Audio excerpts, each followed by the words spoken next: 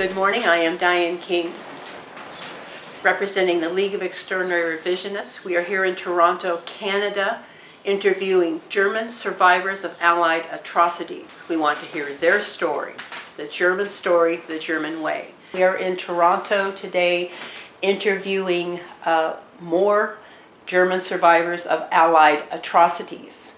So welcome, and I would like to welcome my guests. We're going to have a panel discussion. So would you begin, Charlotte? Appreciate it. My name is Charlotte Schulz. Okay. My name is Helga Kose-Grau. Okay. And my name is John or Hans Groh. Okay. G-R-O-H. Thank you. I'm Karen Mannion from Spandau.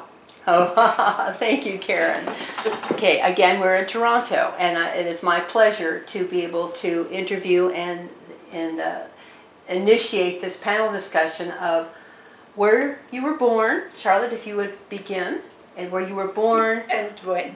Okay, and tell us kind of geographically, if you're looking at a picture of Germany, where it is, and what year, and you're growing up in Germany, particularly during the Hitler years. How about that? We'll do that first.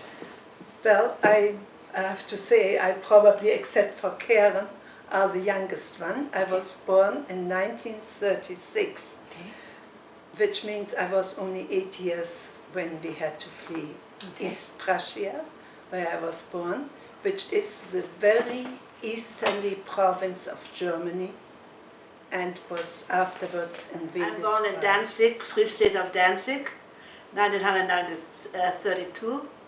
And I was 11 years old when we had to escape from Danzig. Okay, from the Soviets. From the Soviets, yeah. Right. We escaped twice. First we went by track through Pommern in January 45, and then we came back all the way back to Danzig because it was closed already, the corridor was closed. Wow. The Russians were there, we couldn't go any further. So we went back to Danzig again. Our house was filled from military, for soldiers, and refugees, other refugees, but they let us in one room, and we stayed there a few days until we had the biggest Fliegerangriff, bomb attack from Danzig. Nearly 80% of Danzig were destroyed, and then because my father came home from Stalingrad, he was wounded, so he was home with us, not home, but in the Lazarette, right. But he could go with us. So we went to the port, and where we left by boat, and we didn't know where to go. The 10th of March 1945, and we didn't know where we were going, and we were 11 days on the water. Which water? The sea, the Baltic Sea. Baltic Sea, Okay, yeah. cool. We left Danzig. Okay, Like that is right. on the sea. Where were you headed? We didn't know. Oh, right, okay. We didn't know where we were heading, and we were the torpedoes from the top, or the bombs from the top, the torpedoes from the bottom, and the boat was standing there for 5 days, middle of the water, and I was 11, and we just, as children, we saw people going with blankets over the board. You know, there were all dead people, and there was really sickness on the boat. Yeah. But all of a sudden, in the middle of the journey, we found out we're going to Denmark. Yeah. So it took us 11 days going to Denmark. Shouldn't have taken that long, of course. No, I know, right, but yeah. that's where we were. Right. You know, it was terrible. So anyway, we arrived there in Denmark. You want to listen to more? Or? Well, we will get to that. Hans? Okay. Well, my name is Hans Groh. I was born in Tekendorf, Transylvania, Tjaka, which used to be Austria before First World War. Right. Austro-Hungary, Right, the empire. and English carved it up. That's where they made their biggest mistake, by trying to carve everything up their way. And the Ukraine and everything fell to the Bolsheviks in Right. 1919. What year were you born, Hans? I was born in Transylvania in 1928. Okay. So I was in Hitler Youth and so on, which I'm not ashamed of, No, sir. there is ample proof of not Germany starting war, because in 1938, my father is an army reservist. He was on the east side of Romania. They were fortifying a border against the Russians. Also, French and English, we heard about it, were in Kiev, tried to entice the Russians to cross Poland and attack Germany, which some people seem to have seen them papers, because Putin released eastern side, which was pretty well divided between nationalists and communists. 33 fought the Bolsheviks in Bucharest, were under Jewish leadership, Anna Paulker and Georgiou Dej. They were starting to burn the city down, which they did in many places. Mm-hmm. That's the Because tactic. That's right. Molotov cocktail was their famous weapon. What was it like growing up in Germany when Hitler came to power? Well, Charlotte? oh, Actually, when he came to power, I was too young to even to comprehend, but I noticed my father was always listening to the news, and then gradually changes came through the NSDAP, who we had to make collections. There were restrictions not to shop after 39, but in Jewish stores. Mm-hmm. And we noticed that war was getting closer. However, it was very peaceful because I was born on a farm and it was countryside. There wasn't any use bombing or doing Right. any damages. Well, there wouldn't have been bombing But before in- 39. Right, and that went on actually till about 42. Mhm. And that's when we got all the soldiers who were in our building quartered for the war towards Russia. Mm-hmm. And I remember this very painfully. When they left, they attended a wedding at our place, and when they left, they were waving, and they walked over the hills, and gradually they disappeared, and we were wondering who would ever return. Yeah, absolutely. And my absolutely. mother was praying, and she said, I'm praying for all the soldiers, be it on our side and also on the enemy side. And actually, that is because she was very religious. I never developed any hatred towards the enemy, because from when we had to flee our home, which was January 21st in 1945, Right. I was sitting in our wagon with the roof of plywood over it, and I turned around and my mother was saying, honey, honey. No, she didn't say honey, but similar. Yeah. Middling. You're going to catch a cold. Oh. And I looked around and I said, well, it might be the last time I see our problem. Then on, all the problems started. We were hit by some military truck and ended in the ditch. One of the horses got on. We were leaving with 3 wagons, 6 horses, and gradually the horses took the biggest beating. We were in the wagons with feather beds underneath, carpets lined in the wagon, and down covers on top, and the temperature was minus 24 degrees Celsius. And you know what? None of us got frostbites because there is nothing like a feather bed. No, right. That was unusual. And we had yeah. to stay overnight on the wagons because such a large movement of wagons. My father was leading one of the treks, if you're familiar with that word, so it was wagon after wagon, wagon. Unfortunately, he wasn't for too long with us. We got an air raid. I was going to ask you about that. Yes. And I was caught outside. I ran for dear life towards the house because a voice had told me, of fear, had told me to run towards the house. Also, I had been hovering under the house. My mother already said, the lady who was hovering next to you in the wagon is already dead. And then the rage stopped and we couldn't find my father. So we had to go and look for it, and he was killed. Helga, how about your story? I'm Well, again interested in what your life was like during the Hitler years. It was very well, very good. So I cannot say anything about it because we had everything what we wanted. I went to school and very quiet, and Danzig was international. We had many foreign students because there was a very good university, a technical university in Danzig. And I remember my father was saying we have many students from all over the world. And I remember that my parents, like they were here in Canada too, I came with them.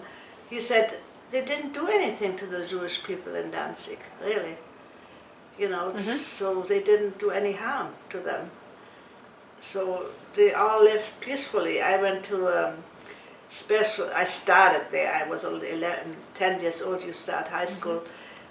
There were girls, you know, they were Sterling, they were Bauer, and there were some Jewish girls. They were from very rich families, and we didn't think anything at that time. I was too young to think about anything like that. Everything was seemingly Everything normal. was very normal. Normal yes. and good. Very normal and good. Yeah, yes. I mean, it was just no Yes. complaints. And I remember I told Hans all the time, Hitler came through Danzig and we were all standing there, we had to hold our hand up, you know, and we were so happy. He was so good looking, you know, in the open cars he came, and I remember it was something really nice. It was a good thing. It was a good thing. Good times. Yeah. And possibly, I don't know if you'd remember the life in the 20s, which was not good times. Yeah, I don't know that. Your parents would have known. No, that. my grandparents, yes, they had they lost. It would have been tough. Would have been tough then. Yeah. Hitler comes Probably. on the scene, Yeah. and things start getting back to normal. Back to normal, Yeah. I think so, yeah. That's what it seemed like. But we had a good, even before, I think, I don't think there was anything bad, because Danzig was a really rich city. Anyway. Very rich, Yeah. We had people from Holland, from Bergen, all business people. So it was a rich city, and I didn't see anybody poor there. It wasn't Berlin. It was Very not different Berlin. from Berlin. No, it was Yeah. not Different. Berlin. Remember that somebody said, "Oh, that's a Jew." I don't remember that. Yeah, there They was were not the pointed out, distinction nothing, made. No, They didn't make trouble. No. You didn't make trouble for them. no, What were you going to say, Charlotte? nothing in Danzig. Okay. Well, we had very few Jewish families. They were business people, and yes, they left. They even warned my mother, kind of, I will leave if there's anything that you could buy of us. We are trying to gather our last possessions and make it into money because we are going to leave, and then they were gone. Where they were gone, but it was not a question officially that they were picked up. No, They they managed decided it. to leave beforehand. Right. And I guess because they were business people, They saw they were that. more able. Yeah. And they had this prohibition sent to the farmers and everybody not to do any shopping anymore at the stores. So there was no option for the people. Groceries, the Okay. one I'm talking in particular, The grocery store. who managed, who managed Interesting. to talk it Okay. to my mother. The other one was confectionery, cloths and clothing. I don't know, Okay. they left later. Okay. That's interesting. I have to keep that in mind. Hans, do you have some recollection of the Hitler years? Oh yeah, pretty good. Let them know. Enlighten us. The animosity, going back before the war, in order for me, I was supposed to go to university. That was a given. In where? Where were you supposed to go? Well, Heidelberg. my parents' aim was to get me educated. My father was almost made it as an engineer, but his father died, and then he went home again. We were brought to death in a Romanian school, in a government-run school. We used to have our own Lutheran schools, Germans, and up till 37, Jews were allowed into German schools. They actually tried to get into German schools because teaching was a lot better Okay. in Transylvania. And I saw one, a Romanian teacher were punishing a Jewish kid. He put him into a wood bin and closed the lid, and the guy had to sing. Kid. Was this normal, a punishment? No, but that was the first I saw any hatred towards Jews. And then going back right to 44, during turbulent war years, we had about 15 families, Jewish families in town. 4 of them had stores. One was a trader in grain, and the others were shoemakers, tailors, whatever. Everybody was making his life. 5th of May, my father, he was in the German army from 41 on as an officer, and he came home on leave. They let him out to cultivate lands. All of a sudden, we noticed, and we heard on the street, they rounded the Jews up and they took them away. Are you talking 1944? 44. Interesting, okay. That was 1944. Now Transylvania, though part of the Austro-Hungarian Empire before, after World War I, you now have become your own country. Austria lost, so they decimated Austria completely. With Balfour Declaration in 1919, where England in 1917, Bolsheviks started the uprising in St. Petersburg. In 1919, with the Balfour Declaration, Ukraine became Russia. It used to be a state, free state, under protection of Austria. So by decimating Gotcha. Austria didn't Yeah. exist. I'm kind of curious, in this description, here you are in Transylvania, part of the old Austro-Hungarian Empire.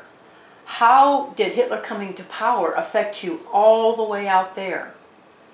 Or did it right away, or did it later? No, it affected us later, because Hungarians got part of Romania back, part of Transylvania back, under a treaty they had with Hitler. And in order to keep these two guys feuding all the time, Romania and Hungary, they split the province.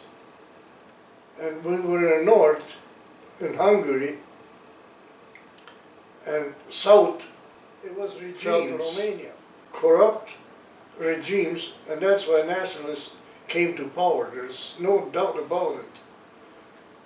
So that was kind of a breath of fresh air, it sounds like, in this turmoil. Oh, yeah, oh yes, because as soon as Hungarians came into our part of Transylvania, Times we are pretty started good in that respect. Well, it was, in hindsight, it was Ford's idea, Henry Ford's idea, which they adopted a lot in Germany at the time, according to my estimate.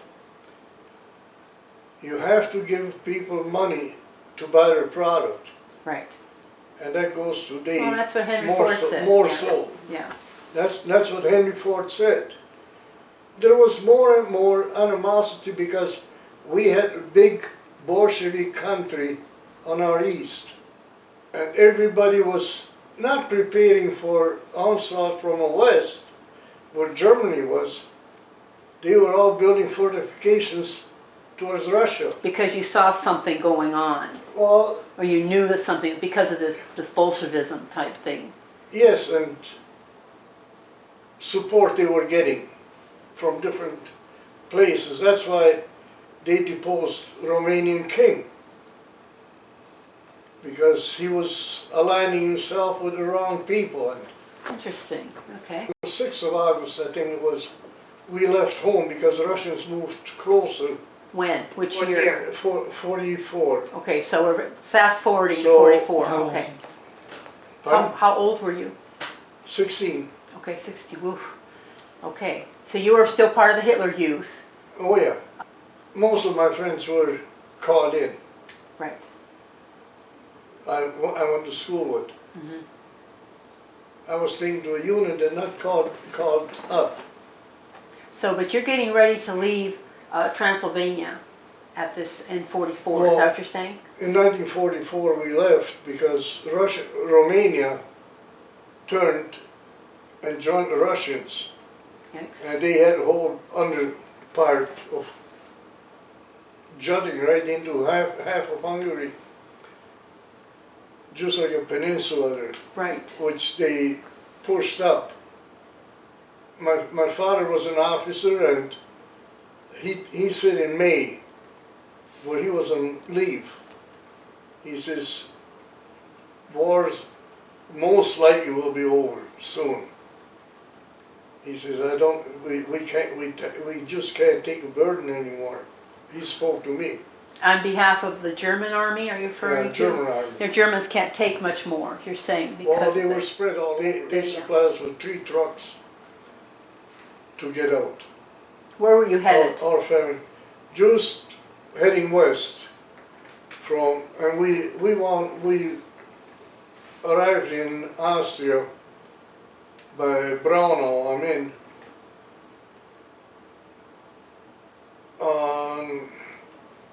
I'd say about 3 weeks after.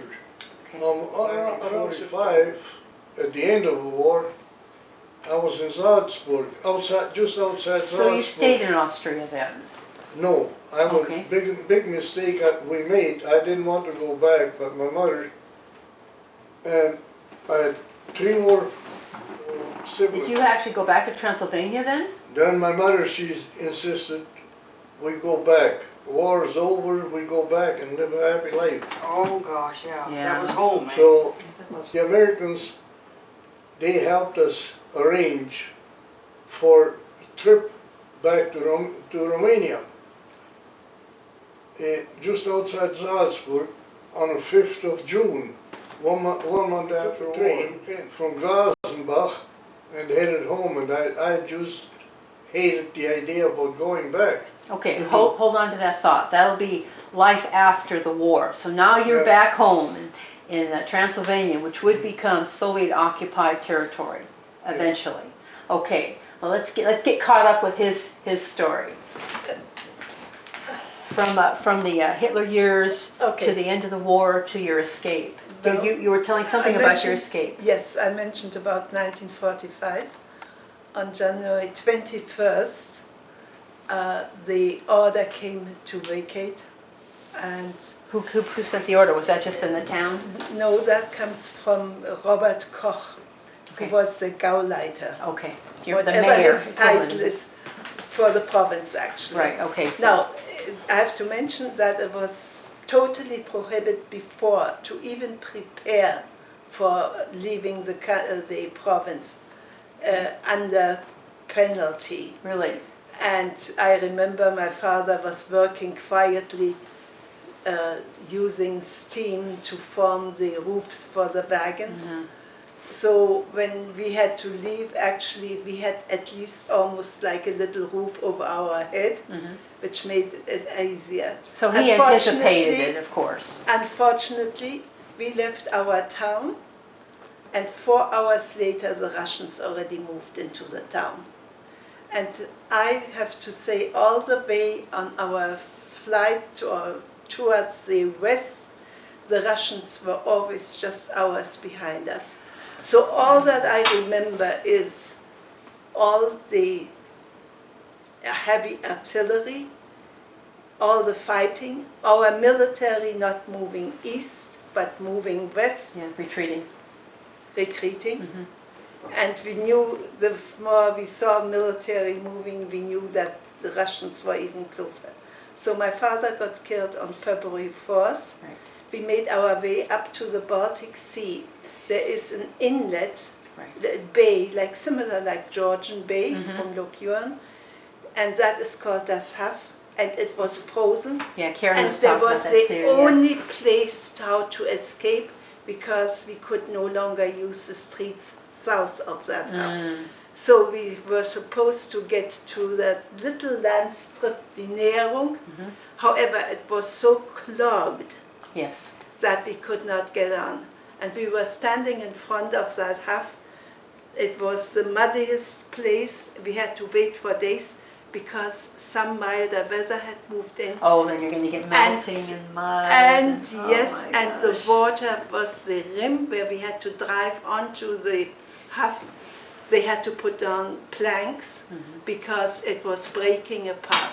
And the soldiers marked a route where we had to drive. They put up some green juniper branches of pine tree branches, and it was marked. And the order was you had to keep distance to the car in front of you. You had to move. You could not stand still, really. You had to always move slightly, because when you looked to your side, you saw all the cars that had gone through the ice. And I always wondered all the time, what happened to the horses that were in front of the cars? They were there too. I was born on a farm, and Yeah, I horses know. were my concern. I know. And the second day, the first day was quiet, the second day, the airplanes Oh came. boy. Yeah. And they tried to break up the ice, they tried to drown us, they shot with, and there's a word I don't know, Bordwaffen, which means you could even see how with the machine guns they were trying to get individual wagons. They drove along those tracks, probably, yeah. And that was the day where we saw more and more damage also. And the horses. And the horses. Yeah. And out of all things, one of our horses had to fall. Oh no, during that time? During- You're not going to be during moving if that that thing is evening. happening. Oh. Yeah. And you see, with my father gone, my mother removed it from the front, and she, my sister, they tied it to the back so that she could move around. But once the fall fell, it right away froze to the ice. Oh no. And it is something that I only found out when I was a grown-up, because You I couldn't have handled it remember then. this horse going crazy, and I said, "What is Marie so upset? What is she doing?" And she was falling, and I didn't know, and she couldn't get to the fall. Yeah. And my mother usually, when it got very risky, she used to take her arm and put it around my head and cover my ears and eyes, so that I would not see the worst of the worst, like people hanging from trees because they were hung as deserters, young people. So she kind of, however, we were now only a small group, because we lost on the first day 3 of my sisters, 13 years, 17 and 21. And they had come later towards the trek, and the trek took a different route, and they could never catch up. So you didn't find them? So we had 1 dead, 3 missing, and we managed to go over the ice 3 days and 3 nights. And finally we reached land, because we could no longer go off Dinero. We went all the way west and ended up at almost Pomerania. And then we continued in Pomerania, and then the word came, well, you are already enclosed, it's a kettle, you can't go on. You're surrounded, You right? totally, Yeah. totally surrounded. You have to go back where you came from. And my mother said, no, I'm not going back. We were very close to the Baltic Sea. We could That's hear right. the sound of the waves. A very, very poor area. But she said, we're not going back.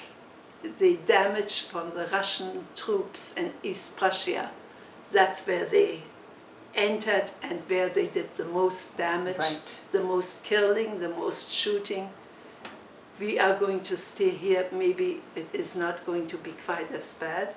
Well, when the Russians came, the first thing they asked is Uri, Uri, Uri, which means watch, any watch. They collected all the watches. Somebody managed to damage a little, and they said, we will leave you the horses, because we were sitting ducks without our horses. And then when they had all the watches that they could gather, they went to the barn, and what came out, our first horse, one after the other, and they took all the horses. That's what I thought. And so we were stuck at this. And then when the troops came, as long there was another house, a small house, the commandant got that as his quarters. So when they came, when the Russians came to look for girls, it got so bad. First of all, they were forceful in raping. Yeah. Afterwards, it was so bad, they would say, just 3 minutes, just 3 minutes. They were begging almost. So yeah, my sister got raped too. The 3 that were missing, They- they have escaped that, you suppose? Yes, in the long run they did escape it. But we didn't know whether they were alive for almost a year, because there was no mail to get out. Right. And we were under the Russian regime, which changed over then to the Polish regime. We were there till March 1946. And then came the order to clear out who was not as a regular residents. And they put us on the cattle train. And we were very fortunate, because in the meantime, I shouldn't say it like that. What happened is, in the meantime, my sister died, one of the ones who had a little girl, 1.5 years old. She died of typhoid fever. And my grandmother was praying and saying, by God, didn't you take me, old woman? I'm useless, I'm 85 years. Why did you have to take the young girl? And God heard her, and she died 24 hours later. And they were both buried on Sunday, so within 2 days. There was no doctor, there was no help. My mother just looked after the sick, and my grandmother was in good shape actually still, but her heart. Let's just get you gave caught up. up to through the escape. To Denmark. Yeah. That was our next step, yes. See, we landed in Denmark because my father was in Stalingrad, so he was wounded, so he was with us. Otherwise was just Right. old women, and young women with children, Right. and older men. Right. So he became a manager of the whole group, right away, how we call it, camp leader, whatever Yeah, you could. Yeah. you call it. And so we arrived in Denmark. It was fine. It was still March, the end of March 45. 45, Okay. and we ended up in a big school, and we had our rooms. Everything was fine. Again, how old are And- you during this time? 12, Okay. 11 to going Okay. to 12. Okay. And but when the war ended, like 5th of May, 1945, everybody had to get out of the school. Women, children, men, everybody on a big meadow, and all the posts, with the guns, the Danish, Yeah.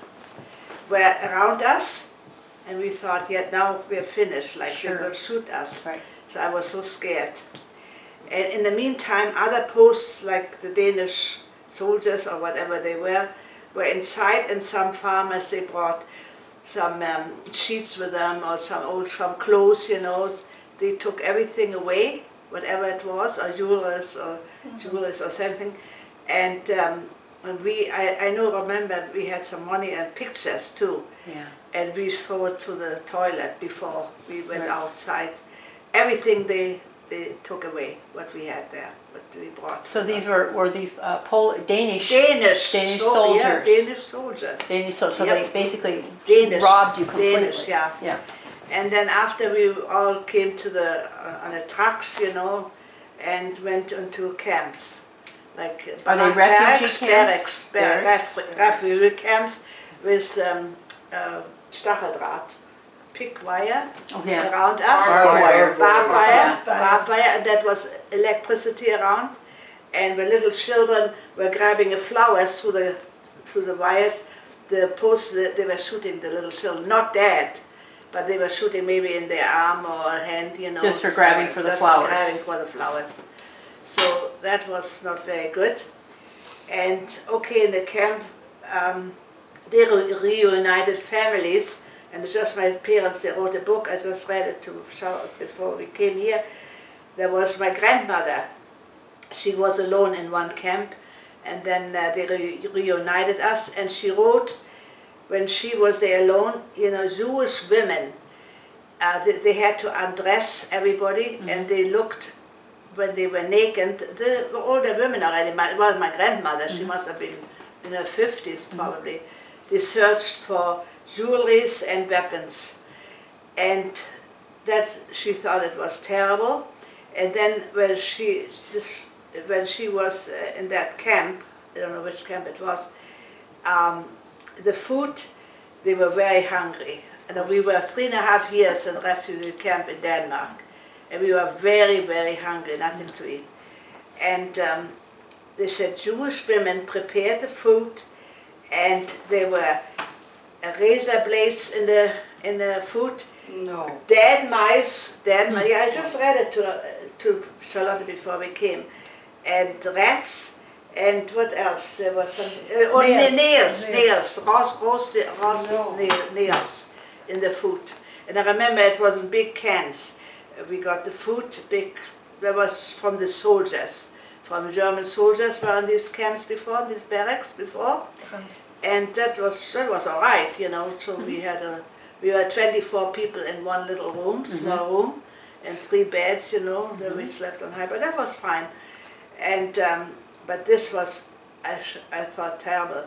Even when we were eating, you know, when we got the food, it was like cabbage, but it looked like bluish, you know, what they had in there. Been around a while, yeah. And my grandparents, everybody got a little piece of bread, and they were older, and they always, I remember when we went to them, you know, they gave us bread to eat because we were children, we were more hungry.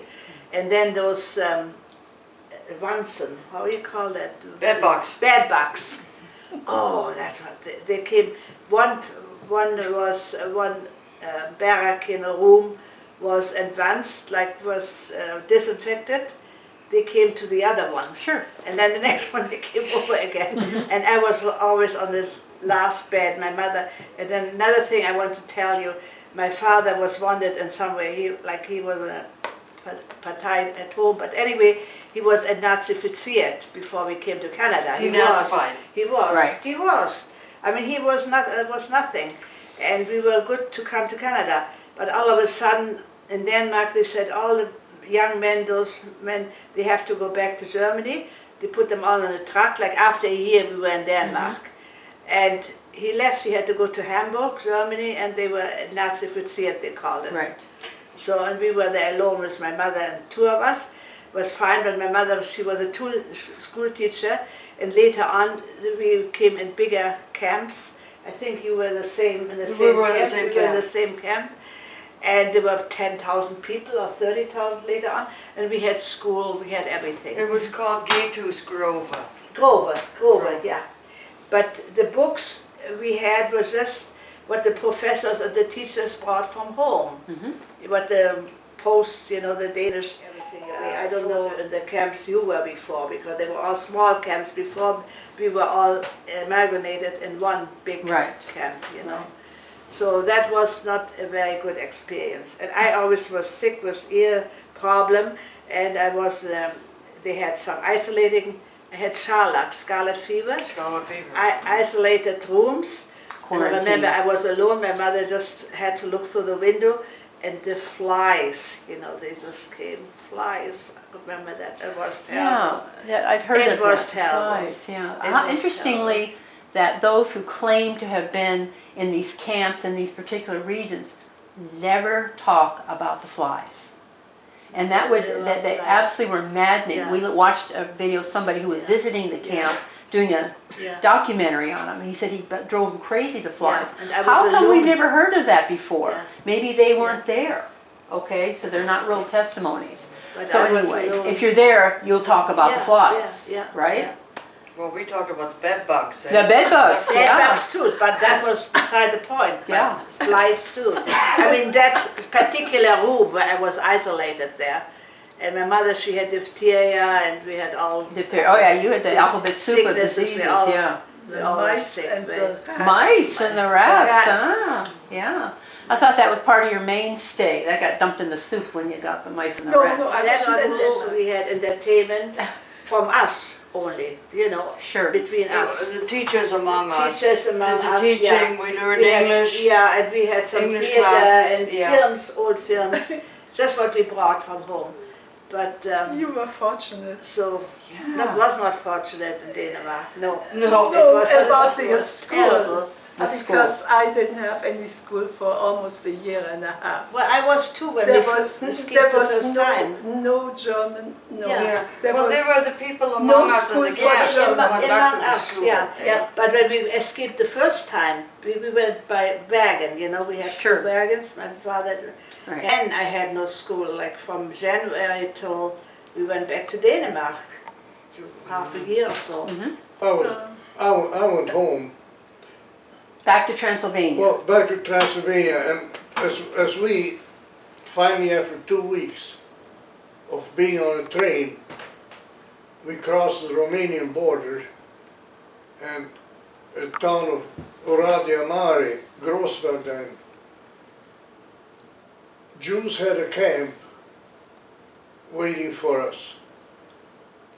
They came with submachine guns, and they opened up. They were notified already. Somebody notified them. That you were coming. They were prepared. They just stood there with submachine guns and out of cars. So they took us away. We had, our family, we had a great big railroad car full of personal belongings. Mhm. Jews took everything. Of course they did. They cleaned us up. They left us with, I only had 1 pair of shoes left, a couple of shirts, and what we could just grab in our hand. Excuse me, Hans, who put them in charge? Do you know? This- Who gave them the power to do that? It was Anna Palker and Georgiou Dersh. It was communists, they took over. As Russians moved in, they just grabbed power and they my done gosh. whatever in that camp for about 8 weeks. In first 4 weeks, I'd say about 80–90% of children between newly born and 5 years old all died. And within 2–3 weeks, people, weren't fed, they got so weak and typhoid set in. But they were German people. They were all German, from families. I was locked up in a center. I was over age 16, so they had us separate. How long were you in that particular camp? 2 months. And then what happened to you? Then I got released. People got so weak, rats were gnawing at people Oh my without God. a word of lie. And first thing they went for eyes, nose, and mouth. Oh And gosh. people couldn't defend, Yeah. they just couldn't, too weak They were too to weak even defend themselves. fight rats off. It was just infected with rats. Then finally I got out. I got out of the camp. But as I came home, they were waiting for me again. My cousin said, "Watch yourself." He says, "Here's the dagger." He says, "Don't let them get near you." He says, "They'll kill you." So I voluntarily went to a police station. I felt safer in there than outside on the street. Really? And they came and just looked at me like, in a circus where you see animals in cages. Then they transported us, two of us, 60 kilometers, which is about 40 miles, with policemen with guns, bayonets on them, and we had to walk ahead Where were you going? into another camp, into forced labor. Okay. Were you further east? Or- No, it was just south from my Okay. town, in a city. We had to repair bridges, railroads, and so on. And the irony of it was, I wound up working for the Americans, for AT&T, at forced labor. Oh, really? That's right. Oh, that's No, interesting. it's true. It's true. How long were you working in that capacity? Almost 2 years. Almost 2 years, and then I got out and released my release papers. They were bugging me every night, almost every night. They came and rapped at the door. They wanted my release papers from forced labor, and I wouldn't give them to them. It was Oh, yeah. Jews, Yeah. and because I knew if I give them the papers, they'd tear them up, and then I'd be sitting without. Why didn't they just come and get them? Why did they ask you for them? Well, because the police could not touch them. Yeah. They could do whatever they They wanted. could have come and gotten the papers and tore them up anyway. Well, I guess they didn't want to go that Apparently far. not. I guess they didn't want to go that far. And then my neighbor said, you know what, he says, they won't leave you alone. He says, why don't you join the Communist Party? Really? So that's, as soon as I heard that, it gave just a light lit up in my head. Pretend I joined the party, and they leave me alone, make some money, so I can get out. Get out, Jim. So for 3 months, I was out, and 3 months after I left Romania at night. Where's your brother? You fled. With my brother, my younger brother, And heading for? Hungary. Austria, no. Hungary at the time, Hungary and then Austria.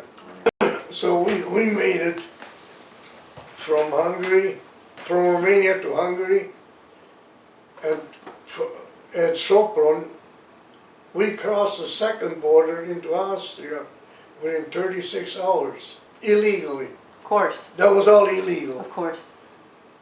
We were lucky. The officer in charge of a post, he was in the same regiment as my father. Okay. So as he saw my name, he says, "Did you have somebody down in Balkan fighting?" I said, "Yeah, my dad." He said, "Well," he said, "I'm not going to hand you over to the police because they'll hand you over to the Russians." That's right. He says, "I'm going to try to help you guys see what I can do, but no luck." What No. date did you finally make it to Canada? Charlotte? I came in 1957 57? to Canada. Okay, Helga? 1953, in Okay. July. July? August 7th, 1948. Whoa, so it was kind of early for you then. That was kind of a godsend. Well, that's interesting. Then you settled in Canada, and how has it been since you've been here? Have you been able to regain your life, your identity? Wonderful. Well, we made a life.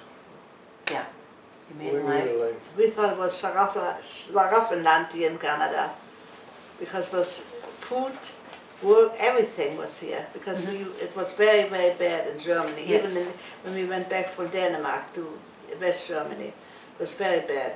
Yeah, We this had is nothing this was to eat. untouched. This side, the Aha, northern it's hemisphere, was untouched. untouched by Okay. war. Okay, anyway, it was Yeah. Schlaraffenland for us, for Canada. Well, I it was do like not paradise. regret one day here in Canada. I do not regret one day. It took us 5 years to get out here, to Canada.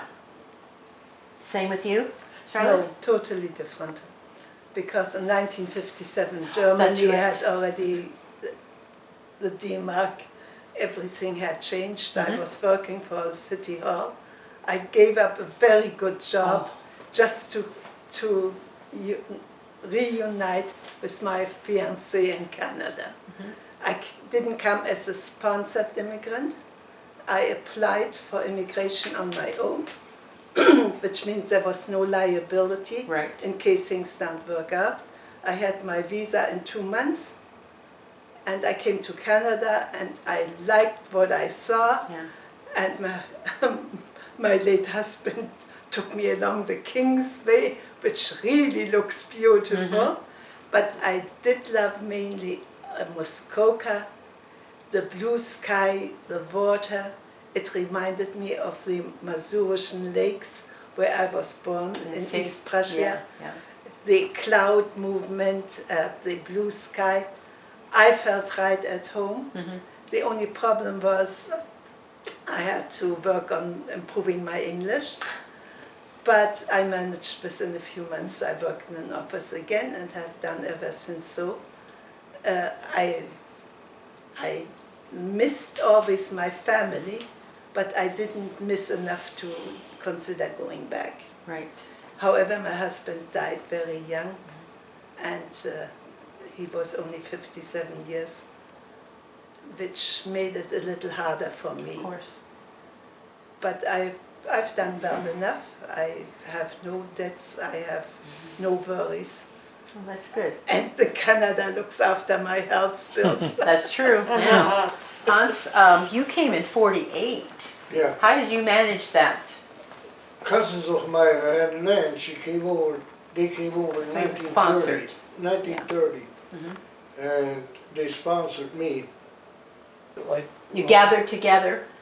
Oh yeah, we did. made Yes. one of the first things at Kitchener-Waterloo. Kitchener used to be called Berlin. Right. It's 100 years now since it was. When it's they, the as they anniversary changed now. it. But over there, but in '49, we started to form a Transylvania Club, Concordia Club, which there used to be a Concordia Club in Kitchener, but during the war years they closed it. So, yeah. They Christian like mentioned not that. allowing. I waited several years to become a member Okay. You wanted to wait and because see? I was not quite as politically inclined. And I'm not happy about that Trudeau went there to Auschwitz, because I don't believe it Right. that that happened. Yeah. I mean, I was young. I Well, just it happened. listened to everybody, to my parents, to my late husband, to Hans. You know what happened, and I make up my own mind, and I know that more people died in refugee camps and in camps and refugees than they After the say war. 60 After the war. after Right. the war, After the war. then they say these few people died there. Yeah, And they that's a didn't good die there, point. there was probably, they were sick. Sick, And that's all right. these, all After the the war. shivers they were done. That's right. I saw a film once, a video from the States, from America, Mm-hmm. and there was a journalist, I think he was even a Jewish journalist. Mike He Hunt, made yeah, pictures. David Cole. Yeah, I think so. Before those chimneys were built. They were built only later. Right. That's what I That's saw right. in that video. Good, good. Yes, You know, so you so- became more certain More of your certain that position. it couldn't be. Right. And then sometimes they say 6 million, sometimes they say, so who's still alive? There were only so and so many at that time alive. Exactly. I mean, do the math. I mean, you Yeah. can't spontaneously Yeah, so generate where do they survivors. come from? So what I think, this is my only opinion, some people got sick. They had typhus, they had the sick, and they were burnt. Yeah. Like, you know, the dead people, you burn them. You know, Dead that's people what I were think. burned, yes. Yeah, Especially that's- typhus. That's what I think, Diseases. yeah. And nobody talks about the refugees, about all the people who died after Crossing the the war and Baltic during the and- war, yeah.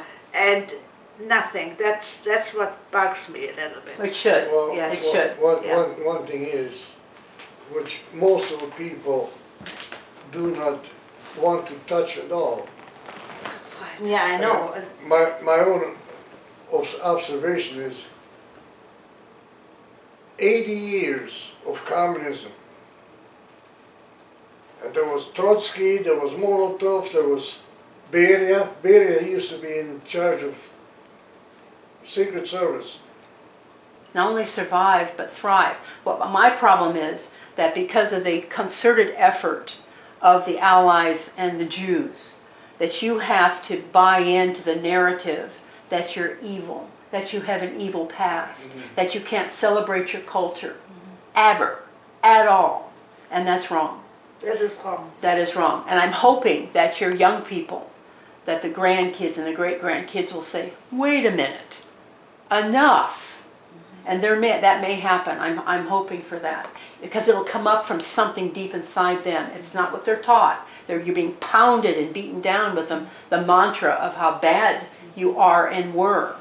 But this is the story that we are trying to help bring to people one by one or group by group. And that they can spread, that they can pass around, that the Germans have a voice, the Germans have an honorable history, that the Germans have a desirable history. Now, your stories are invaluable. We want to do justice by them. And I appreciate the time that you've given us as well. Thank you, Karen, for helping in this as well. Charlotte, Helga, and Hans, thank you for joining us and contributing to our understanding of what the Germans went through again. This is Diane King with the League of Extraordinary Revisionists discussing with German survivor of Allied atrocities.